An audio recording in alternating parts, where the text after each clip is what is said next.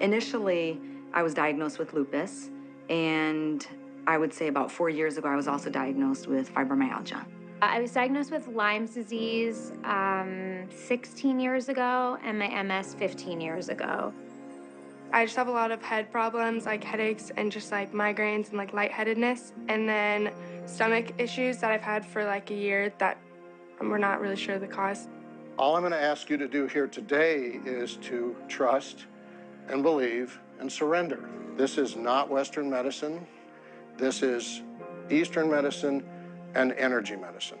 But Eastern medicine says, basically, and energy medicine says that as human beings, we've learned how to hold on to all of our emotions. And in doing so, we create density in our body. Things that Western medicine has labeled cancer, fibromyalgia, Crohn's disease, migraine, headaches, depression, anxiety, all of that. I'm fascinated with healers and how our thoughts and emotions affect our health. Now, energy healers and mind-body medicine may not be considered normal. But what's not normal to me is that so many people are sick these days. I mean, the people in this room are just some of my close family and friends. I went from being a healthy, happy mom, the best days of my life, to being completely unable to take care of my child. I've been living with chronic pain for a long time and just haven't quite yet figured out how to feel good.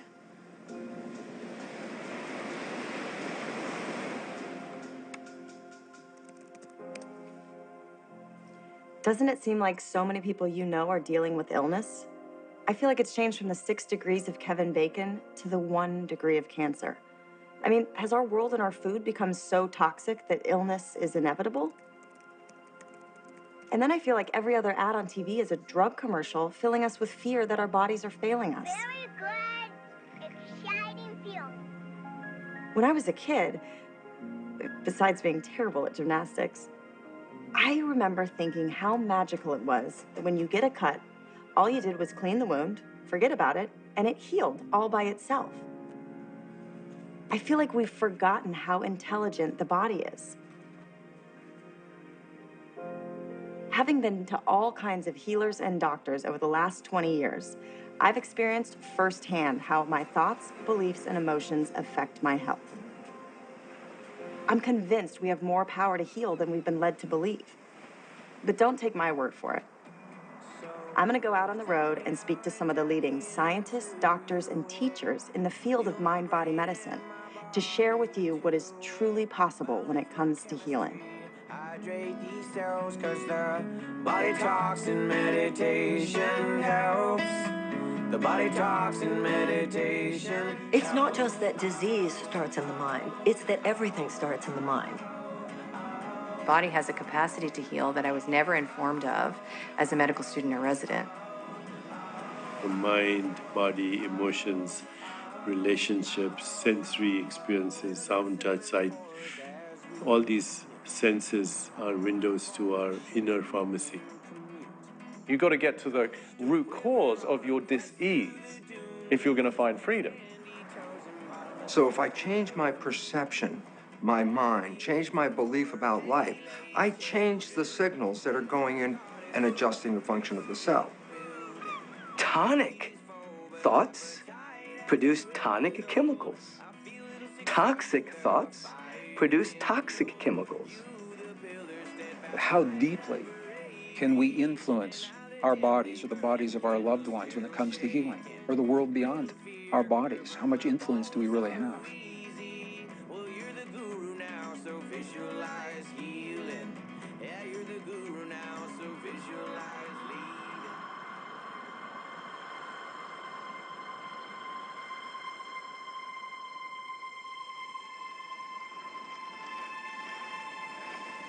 In order for some of us to wake up, we need a wake-up call. And in 1986, I got the call. I was in a triathlon in Palm Springs, California, and I was in the biking portion of the race. And I was coming up to this intersection, So as I made the turn, a four-wheel drive Bronco going about 55 miles an hour hit me from behind and catapulted me out of my bicycle. The compressive force compressed 6 vertebrae in my spine. The prognosis was I'd probably never walk again, and that I needed a radical surgery called the Harrington rod surgery. If this had been anybody else, I probably would have recommended that they have the surgery, but this was me. I decided to check out of the hospital, and I just had this one thought, and the thought was the power that made the body heals the body. And I couldn't stop thinking about that because I knew that there's an intelligence that's giving us life that keeps our heart beating and digesting our food. So I decided that I was going to make contact with this intelligence, and I was going to give it a plan, a template, a design. And when I was happy with my creation, I was going to surrender this creation to a greater mind because it knows how to heal way better than I do. And the second thing I said was, I'm not going to let any thought slip by my awareness that I don't want to experience. So I would start off in my mind reconstructing my spine vertebrae per vertebrae, and then I'd start thinking about living in a wheelchair. So for 6 weeks, I went through this incredible dark night of the soul because I couldn't really get my mind to do what I wanted it to do. And it would take me about 3 hours closing my eyes and reconstructing every single vertebrae and starting over again every time I lost my attention. At the end of 6 weeks, I went through the whole entire process without losing my attention. And it was like I hit a tennis ball in the sweet spot. Something clicked in that moment. I clicked. I started noticing significant changes in my body.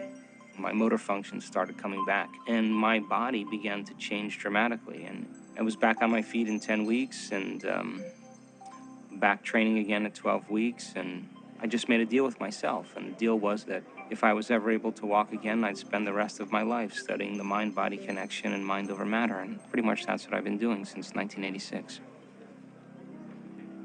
The best science of our time is now showing that every organ in the human body has the ability to heal itself, given the right environment. Even the organs we were told could not. So spinal cord tissue, brain tissue, heart tissue, pancreatic tissue, prostate tissue. All of these organs are actually designed to repair and heal themselves under the right conditions, given the right environment. What are those conditions? That's the question. Some of them are environmental, things like water, air, just the quality of our food. Some of them may be chemical, the supplements that we take, and some of the herbal products that our ancestors understood and used with great success in healing their bodies before modern medicine ever came along. And I think those are interesting. But really fascinates me is the inner environment. And this is the environment that the Buddha talked to us about so eloquently. And the Buddha said that every man and woman is the architect of their own healing and their own destiny. There is a natural intelligence that leads those cells from the embryo to the baby. There's a natural intelligence that leads the acorn into an oak tree. There's a natural intelligence that keeps the planets revolving around the sun. We would not have been able to evolve without having a mechanism which allows us to take a hit. And that's what disease is. That's what injury is. You took a hit. But the immune system is the way the body corrects. And that intelligence that's giving us life, that's keeping our heart beating and digesting our food, that runs through the autonomic nervous system, it is the greatest healer in the world. All we have to do is get out of the way.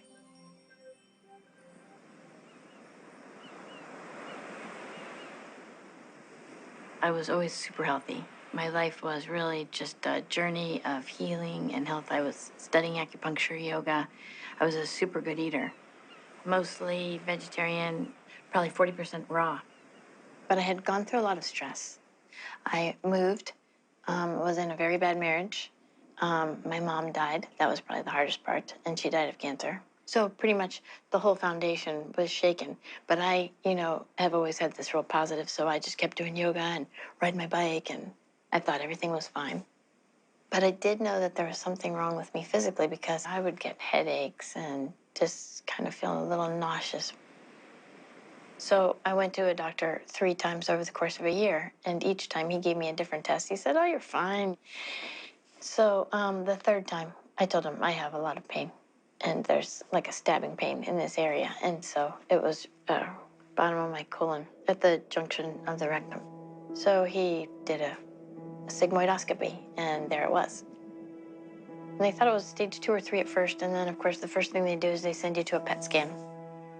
And then the PET scan showed that it was in a few places, and it was in my liver also. So it was stage 4, and that was a shock. I had never heard of anyone living from stage 4.